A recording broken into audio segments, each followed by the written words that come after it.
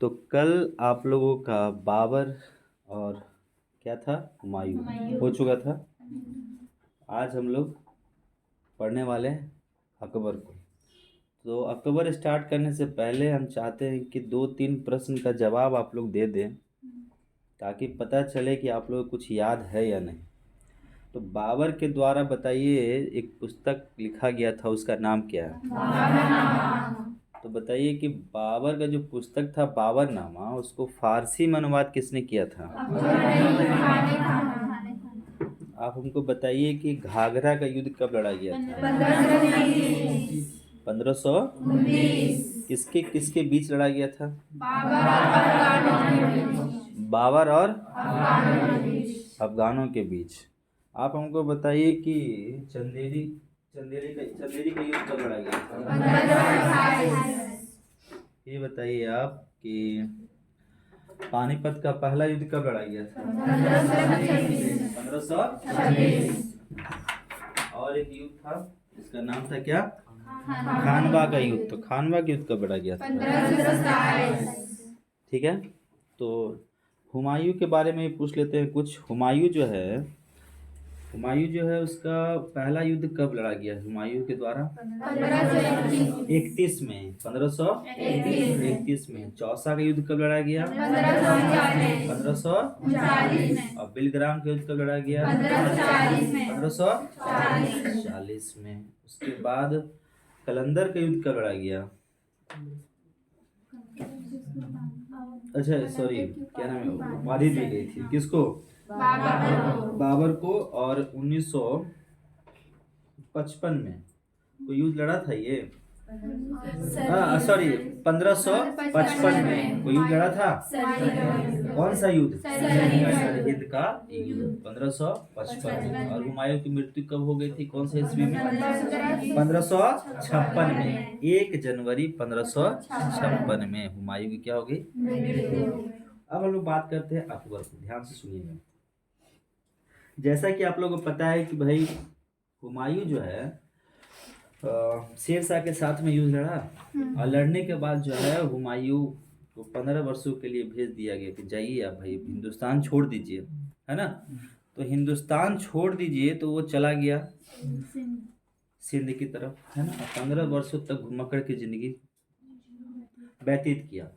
उसी दरमियान में आप लोगों को पता है कि हुमायूं को, ठीक है, मीर बाबा दोस्त, जिसको मीर अली अकबर जामी के नाम से भी जानते हैं, उसकी पुत्री हमीदा बानो बेगम के साथ में उनका विवाह होता है 1541 ईस्वी को। और उन्हीं के द्वारा एक महान सम्राट का जन्म होता है, जिसका नाम रहता है अकबर। तो आज का जो हम लोग का सेशन है वो है अकबर का। और अकबर का कार्यकाल का अगर हम बात करते हैं, तो अकबर का कार्यकाल है 1556 से लेके 1605 ईस्वी तक। 1556 से लेके 1605 ईस्वी तक। कहा जाता है कि अकबर का जन्म 15 अक्टूबर 1542 को हमीदा बानो बेगम के हमीदा बानो बेगम जो इनकी माता थी, ठीक है, का जन्म होता है। और अकबर का बचपन का नाम जो रहता है, उसका नाम है, बोलिए, जलाल। क्या? जलाल। बचपन में उनके माँ बाप उनको प्यार से क्या बोलते थे? जलाल बोलते थे, ठीक है। और उनका जो राज्याभिषेक हुआ था वो 14 फरवरी 1556 में हुआ था। अब 1555 में कौन मरा था? 1556 में 1 जनवरी 1556 को कौन मरा था? हुमायूं मरा था। और 14 फरवरी 1556 ईस्वी को पंजाब के कालानौर में इनका राज्याभिषेक किया गया था। किनका? अकबर का। कहा जाता है कि अकबर के जो गुरु थे उनका नाम था अब्दुल लतीफ ईरानी, जो एक बहुत बड़े विद्वान थे। और अकबर जब राज सिंहासन पे बैठा था, तो उनको एक उपाधि प्रदान की गई थी, जिसका नाम है जलालुद्दीन मोहम्मद अकबर बादशाही गाजी। क्या? जलालुद्दीन मोहम्मद अकबर बादशाही गाजी। जलालुद्दीन मोहम्मद अकबर बादशाही गाजी की उपाधि उनको प्रदान की गई थी, और उसी के साथ वो गद्दी पर बैठे थे। अकबर का एक संरक्षक था जिसका नाम था बैरम खां। याद रखिएगा, बैरम खां। बैरम खां जो है वह अकबर का संरक्षक था, और अकबर का संरक्षक था, और उसके बहुत प्यार से जो है उनको अकबर खानी बाबा करके पुकारते थे। क्या नाम था? खानी बाबा। कहा जाता है कि जिस प्रकार से पानीपत का प्रथम युद्ध बाबर और इब्राहिम लोदी के बीच लड़ा गया था 1526 को, उसी प्रकार से पानीपत का दूसरा लड़ाई, ध्यान रखिएगा, पानीपत का पहला लड़ाई लड़ा गया था बाबर और इब्राहिम लोदी, और पानीपत का दूसरा लड़ाई जो लड़ा गया था वो अकबर और हेमू के बीच लड़ा गया था, वो सन 1556 में। 1556 में। तो बहुत सरल है याद करना। 1530 ईस्वी में बाबर की मृत्यु हुई। 1556 ईस्वी में हुमायूं की मृत्यु हुई।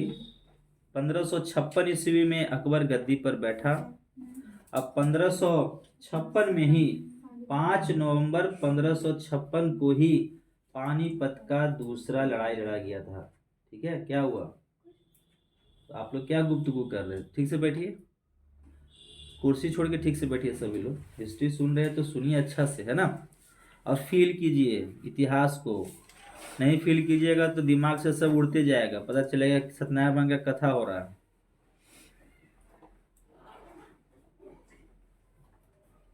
ठीक है, तो फील कीजिए कि अकबर था, अकबर ये काम किया, ऐसे हुआ वैसे हुआ, तब आपको हिस्ट्री याद होगा। समझे? इतना सरल भाषा में बताया जा रहा है आपको। 1556 में 1 जनवरी 1556 में हुमायूं मरा। 14 फरवरी 1556 में अकबर गद्दी पे बैठा। अकबर का जो संरक्षक था उसका नाम था बैरम खां। और 5 नवंबर 1556 को जो है पानीपत का दूसरा लड़ाई लड़ा गया बाबर और हेमू के बीच। किसके बीच? अकबर और हेमू के बीच दूसरा लड़ाई लड़ा गया था। ठीक है ना, अकबर और हेमू के बीच। और इस जो ये लड़ाई लड़ा गया था ना पानीपत का दूसरा, इसमें अकबर का विजयी होता है, अकबर जीत जाता है। ठीक है, और कहा जाता है कि अकबर और बैरम खां जो है अकबर का, समझिए मतलब इस तरह से रक्षा करता था कि आप कल्पना भी नहीं कर सकते। लेकिन अकबर का बहुत सारा इधर उधर चमचा भी होता है ना। अब वो लोग अकबर को क्या करने लगा कि उसको बैरम खां के प्रति जो है वह गलत चीज उनके दिमाग में डालने स्टार्ट कर दिया था, जिसका नतीजा यह होता है कि 31 जनवरी 1561 को मक्का की तीर्थ यात्रा के दौरान बैरम खां की हत्या कर दी जाती है, और वह हत्या होता है पाटन में। पाटन है कहाँ? गुजरात में। पाटन में बैरम खां की हत्या कर दी जाती है, और वह तारीख था 31 जनवरी 1561। और वह हत्यारा कौन था जिसने बैरम खां की हत्या की थी? तो उसका नाम था मुबारक खां। क्या नाम था? मुबारक खां। उसके बाद इनकी हत्या हो जाती है। 1562 ईस्वी में हरमदल से अपने आप को मुक्त कर लेते हैं। कौन? अकबर। 1562 में।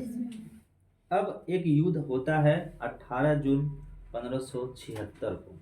18 जून 1576 को एक युद्ध लड़ा जाता है, और वो युद्ध रहता है हल्दी घाटी का युद्ध। हल्दी घाटी का युद्ध जो होता है वो मेवाड़ के शासक महाराणा प्रताप और अकबर के बीच होता है। मेवाड़ के शासक महाराणा प्रताप और अकबर के बीच होता है, और इस युद्ध में भी अकबर विजयी होता है। इस युद्ध में भी अकबर विजयी हो जाता है। और कहा जाता है कि ये युद्ध लड़ा गया, इसमें मुगल का सेना का नेतृत्व कर रहा था मान सिंह और आसफ खां। आसफ खां और मान सिंह मुगल सेना का नेतृत्व कर रहा था, और वहीं एक बात और आप जान लीजिए कि अकबर का सेनापति के रूप में हम लोग जानते हैं कि कौन है, तो मानसिंह। अकबर का सेनापति था उस समय कौन, मानसिंह। तो हल्दी घाटी का युद्ध जो लड़ा गया वो कब लड़ा गया, 18 जून 1576। 18 जून 1576 किसके किसके बीच लड़ा गया, अकबर और महाराणा प्रताप के बीच लड़ा गया। जीता कौन, अकबर। अकबर के संरक्षक का नाम बताइए, बैरम खां। बैरम खां की हत्या किसने की, बैरम खां की हत्या कहाँ हुई, पाटन में। कहाँ हुई, पाटन में। बैरम खां की हत्या किस वर्ष हुई, 1561 में। ठीक है। पानीपत का दूसरा लड़ाई कब लड़ा गया, 1556 में। किसके किसके बीच लड़ा गया, अकबर और हेमू के बीच में। अकबर किस उपाधि के साथ राज सिंहासन पे बैठा था, जलालुद्दीन मोहम्मद अकबर बादशाही गाजी। जलालुद्दीन मोहम्मद अकबर बादशाही गाजी की उपाधि के साथ में गद्दी पर बैठा था। अकबर का जन्म कब हुआ, 15 अक्टूबर 1542। 15 अक्टूबर 1542। ठीक है। माता का नाम हमीदा बेगम। पिता का नाम हुमायूं। पिता का नाम हुमायूं। बचपन का नाम क्या था अकबर का, उनका राज्याभिषेक किस वर्ष हुआ, 1556। कहाँ हुआ, पंजाब के कालानौर में। पंजाब के कालानौर में उनका राज्याभिषेक हुआ। तो हम लोग यहाँ तक देखें कि अकबर का सेनापति कौन था, मानसिंह।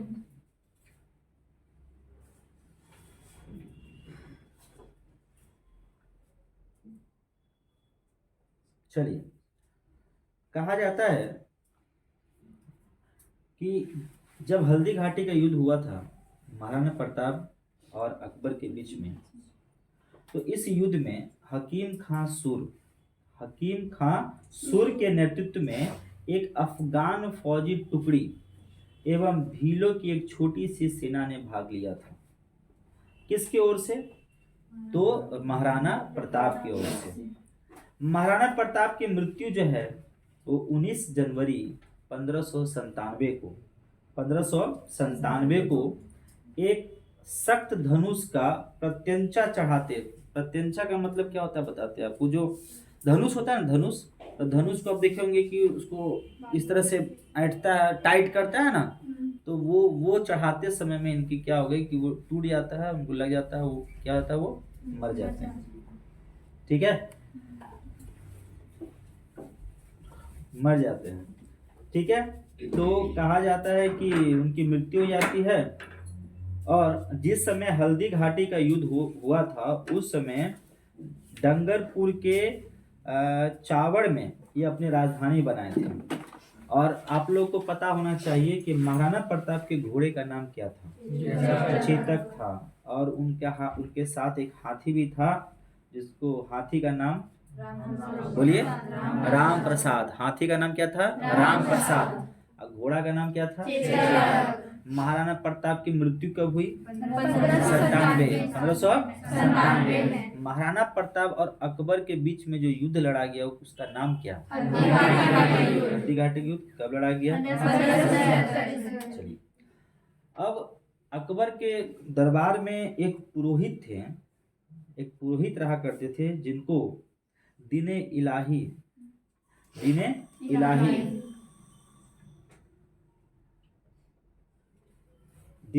कहा जाता था। ठीक है। दीने इलाही धर्म स्वीकार करने वाला प्रथम एवं अंतिम हिंदू शासक कौन था बताइए, बीरबल था। कौन था, बीरबल। बहुत ही इंपॉर्टेंट लाइन है ये कि प्रथम एवं अंतिम हिंदू शासक जो था वो बीरबल था, जिसने दीने इलाही धर्म को स्वीकार किया था। चलिए, आप बीरबल का बचपन का नाम बता सकता है, बीरबल का बचपन का नाम महेश दास। ठीक है। और अकबर ने, कहा जाता है कि अकबर ने जैन जैनाचार्य हरि विजय सूरी को जगत गुरु की उपाधि प्रदान की थी। जगत गुरु की उपाधि प्रदान की थी कौन? अकबर। किनको? किनको? हरि विजय सूरी को। हरि विजय सूरी को।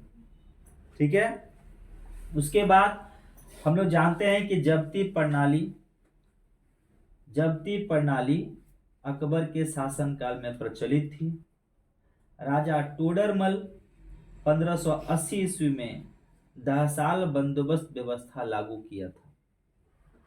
ये कौन थे राजा टोडरमल? अकबर के दीवान थे। कौन थे? अकबर के दीवान। तो प्रश्न निकलता है कि किसने 10 साल बंदोबस्त व्यवस्था लागू की थी? तो वो थे राजा टोडरमल। लेकिन किनके वो कौन थे? तो वो थे अकबर के दीवान थे। ठीक है। और कहा जाता है कि अकबर, प्रश्न निकलता है कि अकबर सबसे पहले समुद्र को कहां पर देखा था? तो वो गुजरात में देखा था। वो दरमियान किया था। तो गुजरात विजय के दौरान अकबर जो है सर्वप्रथम पुर्तगालियों से भी मिला और सबसे पहली बार वह समुद्र को भी देखा था। अकबर के दरबार में प्रसिद्ध चित्रकार थे जिसका नाम था अब्दुल समद। और अकबर के दरबार का प्रसिद्ध संगीतकार था, उसका नाम क्या था? तानसेन। क्या नाम था? तानसेन। ठीक है।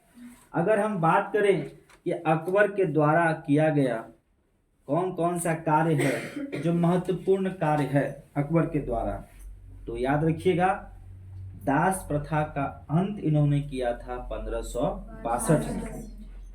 जजिया कर समाप्त किया था 1564 में। अकबर को हरम दल से मुक्त करवाया था 1562 में। तीर्थ यात्रा कर समाप्त किया 1563 में।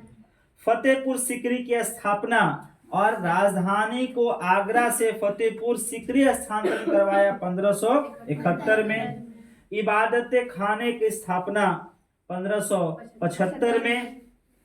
इबादत खाना में सभी धर्मों को प्रवेश की अनुमति 1578 में। मजहर की घोषणा 1579 में। दीन इलाही की स्थापना 1582 में। इलाही संबत की शुरुआत 1583 में और राजधानी लाहौर स्थानांतरित करवाया 1585 में। तो ये कुछ महत्वपूर्ण कार्य है और इसको हम लोग याद करते हैं सीरीज वाइज। तो 1562 में 2 कार्य हुआ। पहला दास प्रथा का अंत और हरम दल से मुक्ति। हरम दल से मुक्ति। तो आपसे कोई प्रश्न पूछेगा कि 1562 में क्या हुआ अकबर के द्वारा, तो क्या बोलिएगा? दास प्रथा का और हरम दल से मुक्ति। कोई आपसे पूछेगा कि अकबर ने तीर्थ यात्रा कर समाप्त कब किया? 1563। कोई आपसे पूछेगा कि जजिया कर समाप्त कब किया अकबर ने? 1564 में। कोई आपसे पूछेगा कि फतेहपुर सीकरी की स्थापना कब की गई? 1571 में। इबादत खाना की स्थापना कब की गई? 1575 में। इबादत खाने में सभी धर्मों को आने की अनुमति 1578 में। और मजहर की घोषणा अकबर के द्वारा 1579 में। और दीन इलाही की स्थापना 1582 में और इलाही संबत की शुरुआत 1583 में और राजधानी लाहौर ले गया वो कब? 1585 में। तो ये कुछ महत्वपूर्ण कार्य है, आप इसको रिवीजन करके याद कर सकते हैं। ठीक है। अब देखिए, कहा जाता है कि अकबर के दरबार में 2 चित्रकार थे जिनका नाम था दसबंद और बसावन। क्या नाम था? दसबंद और बसावन। ठीक है।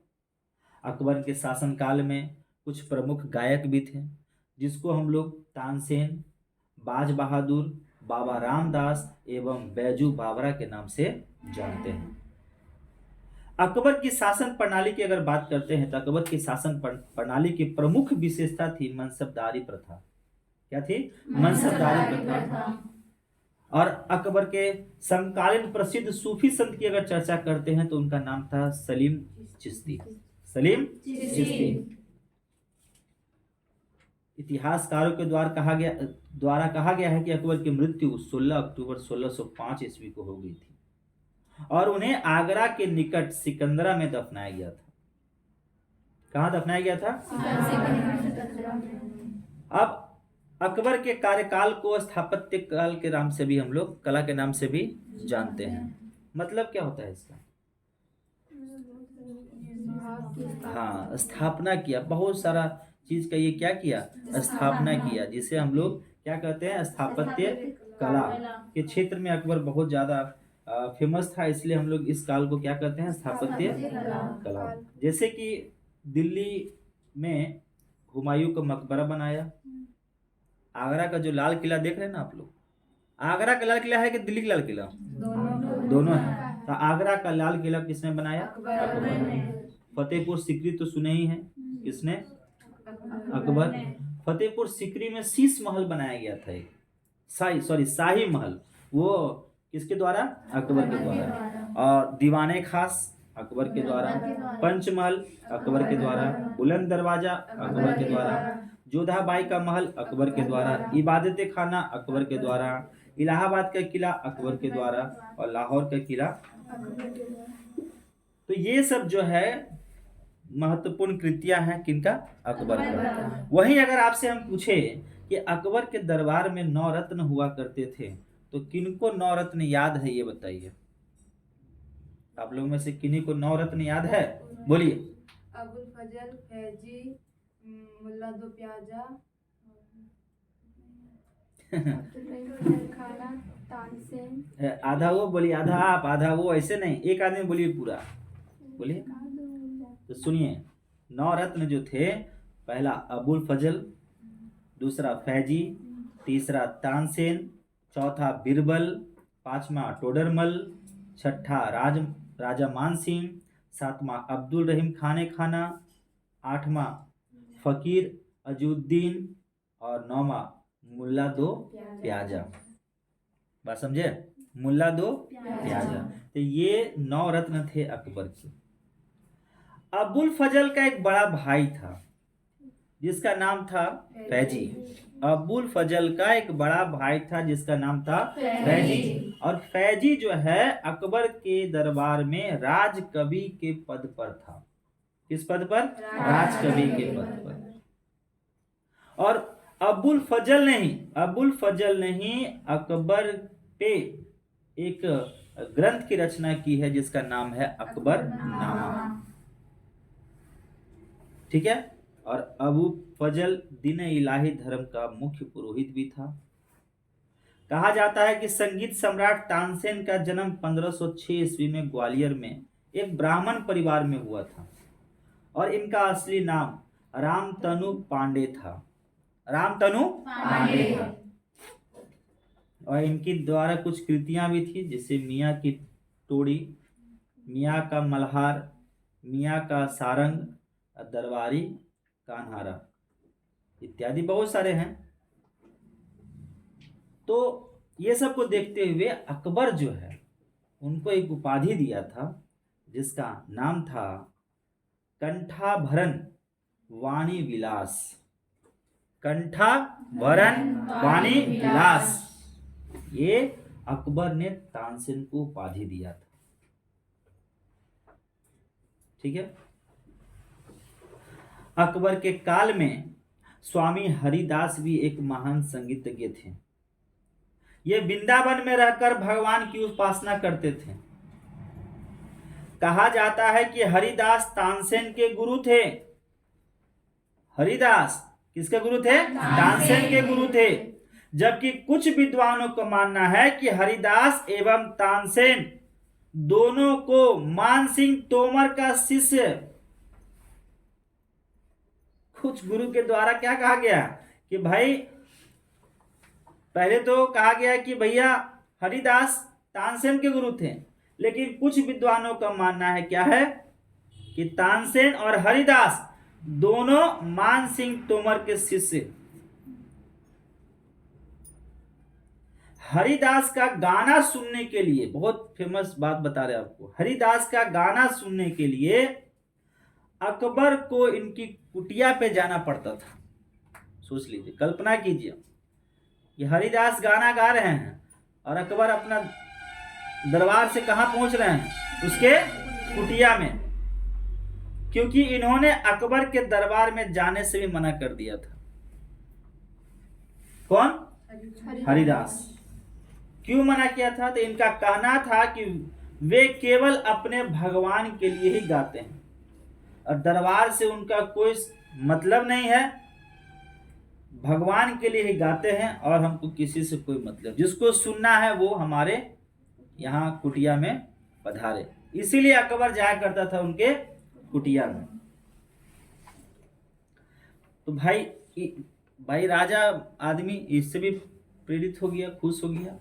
तो कहा जाता है कि अकबर ने भगवान दास को एक उपाधि दी थी जिसका नाम था अमीर उल उमरा।